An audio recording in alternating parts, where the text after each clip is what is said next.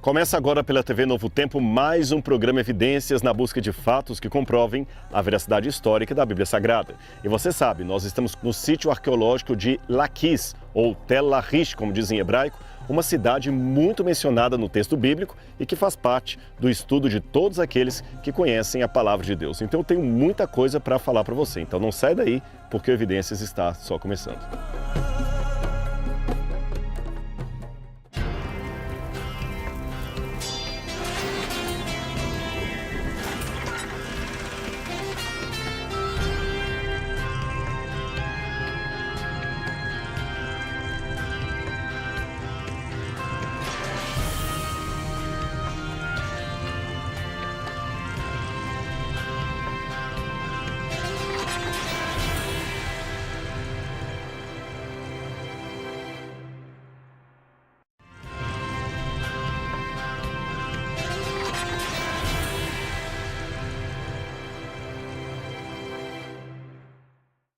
De volta com o programa Evidências aqui em Laquis, Israel, do outro lado do mundo, para mostrar para você como a arqueologia ajuda a estudar e compreender a Bíblia Sagrada.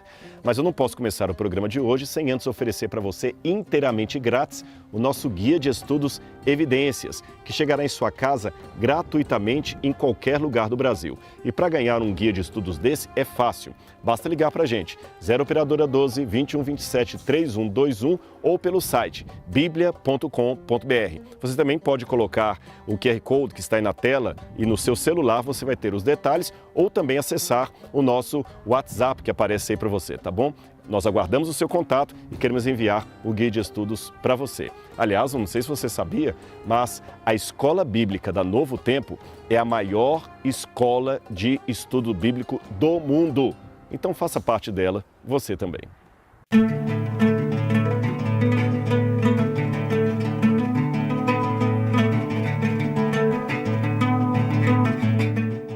A arqueologia é isto, sol quente na cabeça, lugar seco, mas é importante vir aqui para mostrar a Bíblia para você de maneira tridimensional. Eu estou entrando em Laquis. Você vê que tem uma porta aqui, o resto de uma entrada da cidade, é a porta externa, e logo ali em cima você tem o que eles chamam de inner gate, ou seja, a porta interna. É lógico que aqui nós temos níveis de ocupação de períodos diferentes.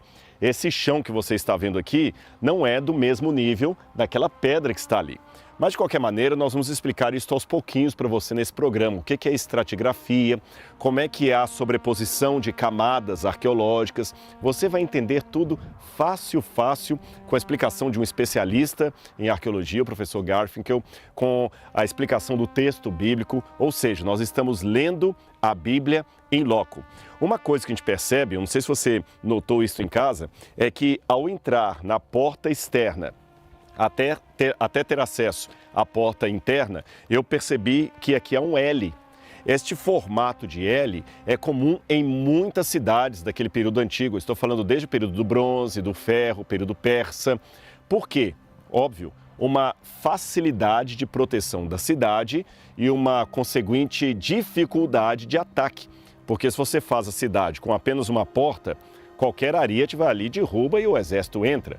Mas se você faz em forma de L, evidentemente que você tem um exército invasor que fica encurralado aqui nesse meio sem poder lutar. Além disso, é claro, você pode perceber que esta cidade aqui, por isso é chamada de Tel, colina em hebraico, ela está construída no alto de um morro, no alto de uma colina. Assim ela tem visibilidade para todo o vale e fica mais fácil combater com um exército inimigo se você está lutando do ponto de vista mais alto. Agora, veja aqui a estrutura da cidade e é incrível, gente. Eu vou falar com vocês um pouquinho da emoção, porque a arqueologia envolve estudo acadêmico, mas envolve também emoção. Estas pedras que você está vendo aqui, este chão, esse piso, ele é muito antigo. Eu estou falando de algo de milênios, muito mais velho do que a história do Brasil após a sua descoberta em 1500. E já que eu falei das duas portas da cidade de Laquis, uma que fica ali e a outra aqui, você percebe como a Bíblia fica mais fácil de ser entendida nesse aspecto. Quer ver? Vem comigo aqui. Eu vou explicar para você algumas coisas da Bíblia e você vai ver de maneira muito clara. Eu vou sentar aqui e olha o privilégio. Você está assistindo o programa Evidências numa sala de aula em loco. não apenas imagens de PowerPoint ou ilustração, mas acima disto, nós estamos explicando a Bíblia de onde tudo aconteceu. São pedras que, se pudessem falar e pensar, estariam descrevendo para nós acontecimentos que elas testemunharam. Aliás, se de imaginar se trata, eu posso dizer que essas pedras estão sim, de certa forma, contando-me uma história bíblica. Ela está colocando a história bíblica dentro de um arcabouço, dentro de uma moldura, dentro de um contexto.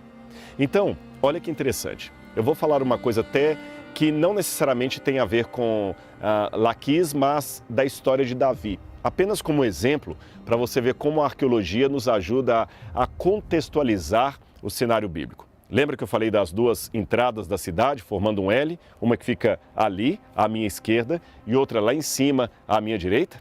Pois bem, você tem duas portas. Aí, quando você vai no texto bíblico e conhece, por exemplo, a história que Davi ouviu o relato da morte do seu filho Absalão, e Davi ficou muito angustiado. Quando Davi ouviu o relato da morte de Absalão, a Bíblia diz o seguinte, 2 Samuel, capítulo 18, versículo 24. Davi estava sentado entre os dois portões da entrada da cidade. Evidentemente que esse episódio não aconteceu aqui em Laquis, mas você vê que a arquitetura é a mesma para várias localidades. Então, Davi estava sentado entre os dois portões da cidade. E o que nós temos aqui? Que é o modo de construir as cidades daquele tempo? Um portão externo e um portão interno, fazendo um L. Davi estava numa posição similar a esta que eu estou aqui, enquanto ele recebeu a notícia de morte de seu filho e chorou amargamente. Depois você lê esse episódio na Bíblia. Agora, você pode me perguntar, poxa, interessante, Rodrigo, eu nunca podia imaginar que seria esta a estrutura arquitetônica e que ela poderia me ajudar a ilustrar até uma cena de Davi. Mas por que Davi estaria sentado como rei entre os dois portões da cidade? A explicação é simples. Como você vê, aqui nós temos o pátio que eu mencionei para você, uma rua bem antiga. E, aliás, já que eu falei do pátio, você percebe que ali também você tem o local do escoamento d'água da cidade. O local do esgoto está ainda muito bem preservado. Essas pedras foram colocadas aqui há 3.000 anos, ou 2.700 anos aproximadamente. Esse lugar aqui era o lugar mais público. E se alguém que estiver assistindo o programa Evidências hoje for da área do direito, vai entender o que eu quero dizer. Para que um julgamento seja considerado justo, correto, legal, ele tem que ter publicidade, ele tem que ser público. Ele não pode ser às escuras, escondido. Ora, aqui era o lugar onde a maior parte das pessoas transitavam, porque a cidade não tinha uma segunda entrada lá para dentro. Havia apenas esta entrada em L com duas portas, apenas isto. Então aqui era o lugar mais concorrido. Todas as caravanas que chegavam para a cidade tinham que passar por aqui. Aqueles que moravam nas adjacências também tinham que passar por aqui. Quem trabalhava dentro da cidade passava por aqui. Os sentinelas ficavam aqui.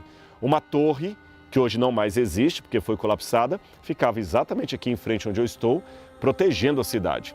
Torre, duas portas, igual Davi estava. Então por que o rei vinha sentar justamente aqui? O rei, bem como o sacerdote, os anciãos do povo, faziam às vezes de juízes de pequenas causas. Então Davi estava sentado ali na sua posição como rei e também como juiz do povo. Por isso ele se sentava aqui. Aliás, na Bíblia, há muitos relatos de julgamentos, de situações que aconteciam à porta das cidades. E agora você entende por quê. Porque a porta da cidade era o lugar mais público onde um rei poderia dar uma sentença. Era, por exemplo, na porta da cidade que Boaz se assentou com os outros anciãos e propôs casamento com Ruth. Você lembra? Ruth estava, por lei, destinada a casar-se com outro homem e Boaz então pediu para ser o parente resgatador. E para onde ele foi? Para a porta da cidade. A Bíblia também diz que Jó, lembrando do seu áureo tempo de riqueza, respeito, ele diz, eu me assentava com os anciãos à porta da cidade. Um outro exemplo também que nós temos seria o de Ló, em Sodoma. Ló, a Bíblia fala que Ló também se assentava ali na praça, em frente aos portões da cidade. Ou seja, Ló ficou encantado pela cidade de Sodoma porque ele já estava até sendo respeitado como um dos anciãos ali, porque é aqui que muitas dessas coisas aconteciam. Agora, vamos falar um pouquinho sobre a história de Laquis em relação à Bíblia. Como começou a realidade bíblica aqui? O que nós temos de informação, tanto das Escrituras quanto da arqueologia, é que aqui onde eu estou já havia um assentamento cananita datado daquele que chamamos período do Bronze, ou seja, muito antes do povo de Israel sair do Egito. Mas você conhece a história bíblica. Quando eles saíram do Egito, por poderosa mão de Deus e liderança de Moisés, eles ficaram 40 anos vagueando pelo deserto e Josué acabou depois vindo para a terra prometida junto com Caleb e aquela nova geração para tomar a terra prometida. E o livro de Josué diz que quando o exército israelita passou por esses lados aqui, ele já tinha conquistado, por exemplo, a cidade de Ai. A cidade de Ai havia caído e também a cidade de Jericó. Então a Bíblia fala que Laquis acabou fazendo parte de uma confederação de outros reis que se ajuntaram para pelejar contra os israelitas. A Bíblia também fala que, por exemplo, Gibeão foi uma cidade punida porque ela resolveu fazer acordo de paz com os israelitas. Você quer ver essa passagem de Josué que menciona a cidade de Laquis? Então eu vou ler para você, preste atenção. Venham até aqui e me ajudem. Vamos atacar Gibeão, porque fez paz com Josué e com os filhos de Israel. Então se ajuntaram 5 reis dos amorreus, o rei de Jerusalém, o rei de Hebrom, o rei de Jarmute, o rei de Laquis e o rei de Eglon. Eles e todas as suas tropas vieram e acamparam junto a Gibeão e atacaram a cidade. Josué, capítulo 10, versículos 4 e 5. Você viu? E a Bíblia também lista Laquis entre as cidades que Josué conquistou. Eu vou ler para você agora o verso 31, preste atenção. Então Josué e todo Israel com ele foi de Libna a Laquis, cercou a cidade e a atacou. E o Senhor entregou Laquis nas mãos de Israel, que no dia seguinte a tomou e a feriu a espada, a ela e a todos os que nela estavam, conforme tudo o que havia feito com Libna.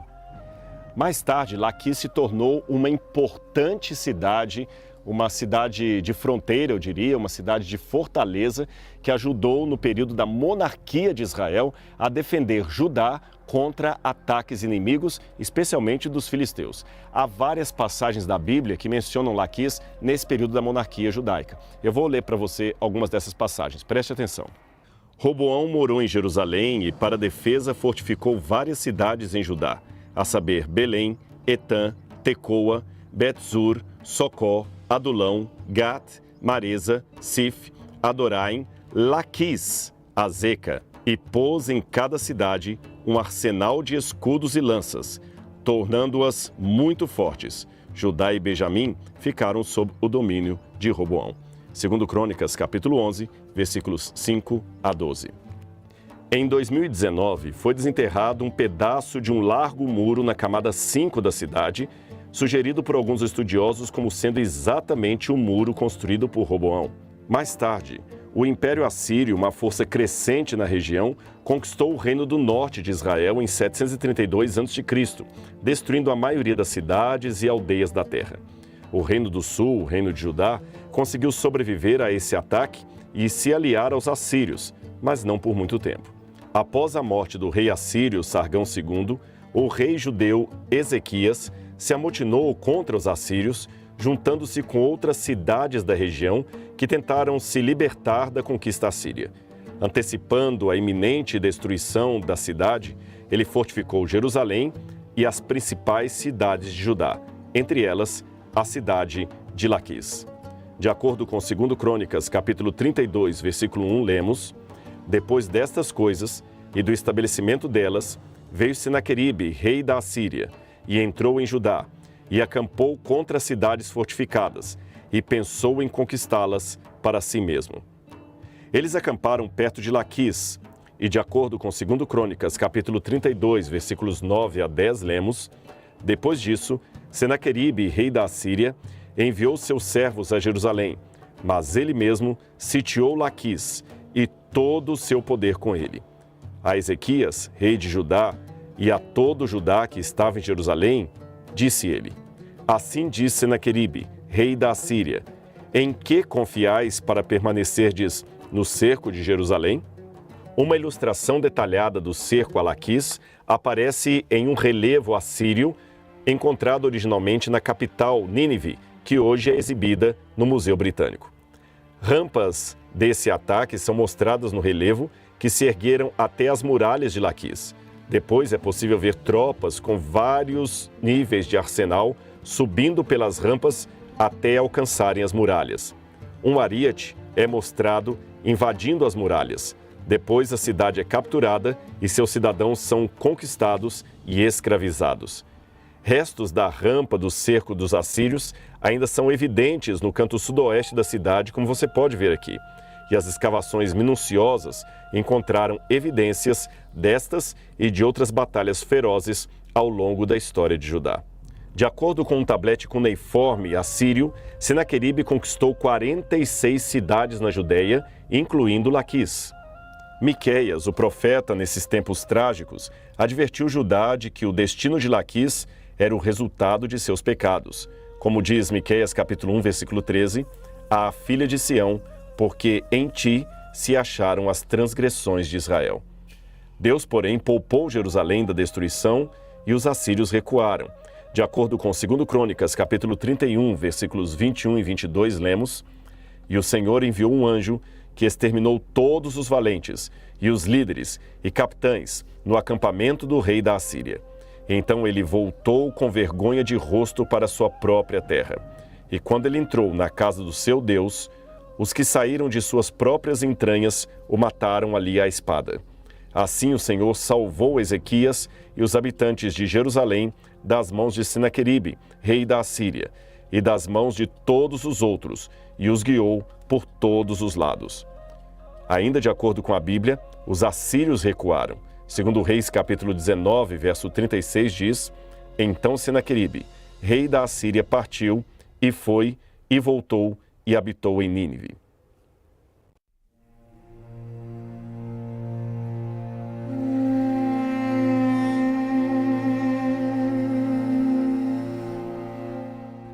Depois desse ataque da Assíria e a destruição que houve aqui, a cidade de Laquis ficou abandonada por um bom tempo. Aí vem o período dos babilônios, que também vieram para cá e também atacaram a cidade.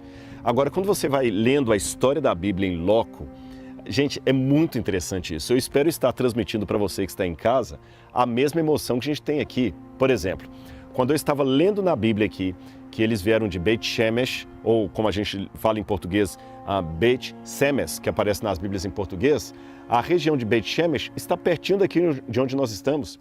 Quando a equipe do Evidências veio para gravar esse programa para você, nós vimos as placas indicando a entrada para Beit Shemesh. Aí você vê em loco, geograficamente, a história da Bíblia. Nós passamos por aquela região e agora nós viemos aqui. E ele foi atacado de lá até Laquis. Aí eu fico imaginando como foi no passado, quando o profeta falou que Laquis seria atacada por causa dos pecados de Israel. Um anúncio profético de alguém que viu a mão de Deus protegendo o povo e, ao mesmo tempo, o povo brincando com a sua salvação. Aliás, já que eu falei em profeta, eu vou apenas fazer uma menção de algo que nós vamos explicar melhor nos próximos programas. Então acompanhe aqui comigo. Eu tenho uma réplica aqui de um caco de cerâmica. O original, evidentemente, era bem menor do que esse, era mais ou menos desse tamanho aqui. Esse aqui é um caco de cerâmica que nós chamamos de cartas de Laquis. Você pode falar, mas carta? Isso aqui é um caco de cerâmica? Bom, lembre que na época antiga o papel era muito caro. E mesmo o pergaminho que nós conhecemos hoje, ele foi desenvolvido mais tarde, depois do período em que essas cartas foram escritas. Essas cartas aqui datam aproximadamente do início do 6º século a.C., ou melhor, não estas, mas a original delas. E essas cartas que foram encontradas aqui, num período, como eu falei com vocês, que ainda não havia o pergaminho tão bem desenvolvido, não havia papel de celulose. O papel que eles conheciam, na verdade, era o papiro, que era exportado de Biblos ou do próprio Egito, e era caríssimo. Então, para você escrever cartas, bilhetes, você não poderia se dar ao luxo de fazer isto num papiro. E se errasse? seria a mesma coisa de ter um tapete persa cortado para colocar no banco do seu carro ou como o lugar onde seu cachorro vai dormir. Seria uma atitude muito excêntrica e completamente fora de local, fora de sentido do ponto de vista econômico. Então eles escreviam em pedaços de cerâmica, que aliás, cerâmica é o que você mais encontra por aqui. Você, olha, quer ver? Se eu abaixar aqui, só para você ter uma noção, aqui eu tenho um pedacinho de cerâmica. Isso aqui nem estava programado, acabei de encontrar. Isso aqui é uma cerâmica antiga. Essa cerâmica aqui tem pelo menos, esse fragmento aqui, tem pelo menos 2.600 anos. Então você vê que cerâmica tem para todo lado, os vasos quebram. E quando você pega essa cerâmica, você pode usá-la para escrever um bilhete, um rascunho. E estas cartas que foram encontradas aqui em Laquis, e curiosamente nesse lugar onde eu estou, eram cartas de soldados enviando mensagens para outros soldados sobre o iminente ataque da cidade. E o curioso é que em uma das cartas há a menção de um profeta, um Navi, como dizem em hebraico. Nós não sabemos o nome desse profeta, mas nós sabemos que eles tinham uma profecia, que eles conheciam, pode ser, quem sabe, o profeta Jeremias, por que não? E eles sabiam que o que estava acontecendo com a cidade era fruto da sua impenitência diante dos seus pecados, da sua rebeldia, da sua quebra da aliança, que foi testemunhado pelo profeta, advertido pela voz de Deus, através dos seus profetas. E eles não deram atenção. O Senhor, através do Espírito Santo, permitiu que a mensagem dos profetas que advertiram Laquis, como no caso de Jeremias, chegasse até nós. Mas, naquele tempo, muitos deles não deram atenção, tá certo? Não apenas Jeremias, Isaías falou também contra os pecados de Judá e outros mais. Agora, outra coisa que me chama a atenção nessas cartas, que além de mencionar o profeta, ela fala dos sinais de fumaça que eram produzidos nas cidades para fazer uma espécie de código de que o exército estava chegando.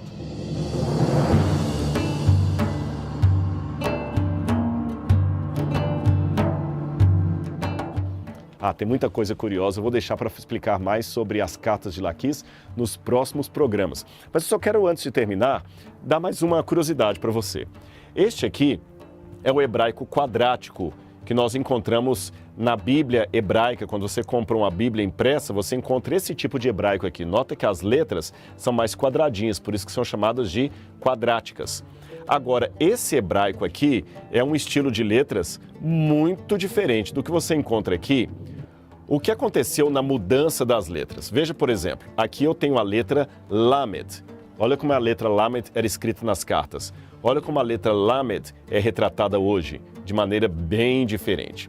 Outra letra que eu posso ver aqui também é a letra Beit. Veja a letra Beit como ela é retratada aqui e veja como a letra Beit é retratada aqui. Sabe qual a diferença entre um alfabeto hebraico e o outro? Eu vou dizer para você a curiosidade que pouca gente sabe. Esse alfabeto hebraico que os judeus usam até hoje, na verdade, é o alfabeto aramaico da Babilônia.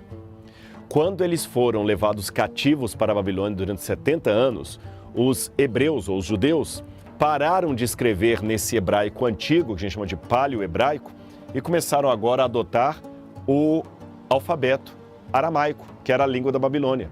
Portanto, embora eles continuem escrevendo em hebraico, hoje usam letras aramaicas, letras da Babilônia. Isso aqui é um fruto do cativeiro da Babilônia. Bom, tem outras coisas para mostrar para vocês que nós vamos ao longo do programa estabelecer, mas eu ainda não posso parar de pensar nesse fragmento de argila que eu peguei acidentalmente ali. Qual foi a última vez que alguém viu esse pedaço de cerâmica? Qual deveria ser o nome da pessoa que fez essa cerâmica? Será que ele usou isso aqui como um prato para comer, como uma vasilha para colocar água, como um jarro? Eu não sei. Mas eu sei que esse pedaço de cerâmica vai me dando uma história tridimensional da Bíblia Sagrada. E já que nós estamos entrando agora para a cidade, eu tenho muita coisa ainda para mostrar para você. E eu vou continuar isso no próximo programa, na semana que vem, então você não pode perder. E nós vamos estudar aqui uma coisa curiosa que está logo ali dentro de um achado arqueológico que mostra aquilo que eu chamaria de a ironia de Deus, ou o senso de humor de Deus. Como Deus acabou permitindo que um altar pagão que estava aqui dentro foi dessacralizado e você vai ver o que aconteceu com esse altar. Vou criar um suspense.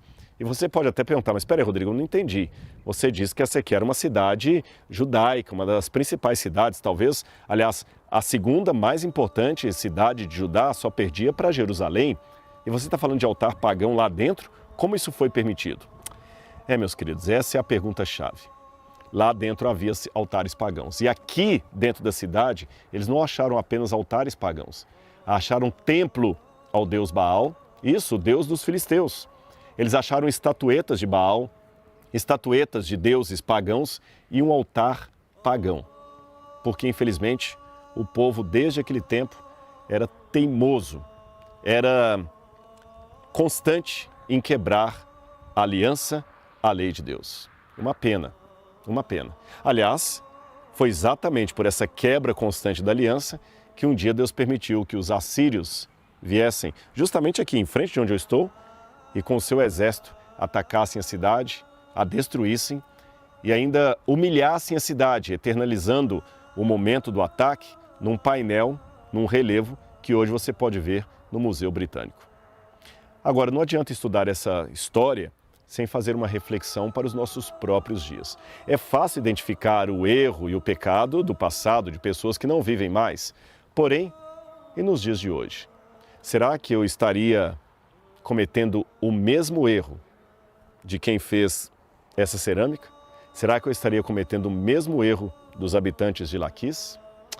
Tenho muita coisa ainda para mostrar para vocês sobre essa grande cidade e esse sítio arqueológico aqui. Mas o tempo de hoje está acabando, nós vamos ter que deixar para o nosso próximo programa. Então não perca o próximo programa Evidências aqui na TV Novo Tempo, que você sabe, é o canal da esperança, é o canal do Evidências. Um grande abraço e até lá! Semana que vem, no Evidências, como eu havia dito para vocês, eu estou num lugar muito especial, Tel Laquis, relacionado à história bíblica de maneira assim muito íntima, muito de perto. E eu tenho o prazer de ser recebido aqui pelo meu ex-professor Yosef Garfinkel, com quem eu tive o privilégio de escavar pela primeira vez em Shahar Golan em 1998. מה נשמע, professor? שלום, מה שלומך? הכל בסדר. יופי. E o professor Yosef Garfinkel vai nos presentear com uma explicação desse sítio arqueológico aqui, mostrando como a história da Bíblia se encaixa perfeitamente com o que nós encontramos nesse sítio arqueológico. Apenas para que você saiba, o professor Garfinkel é professor da Universidade Hebraica de Jerusalém, ele ocupa a cadeira de Igael Yadim.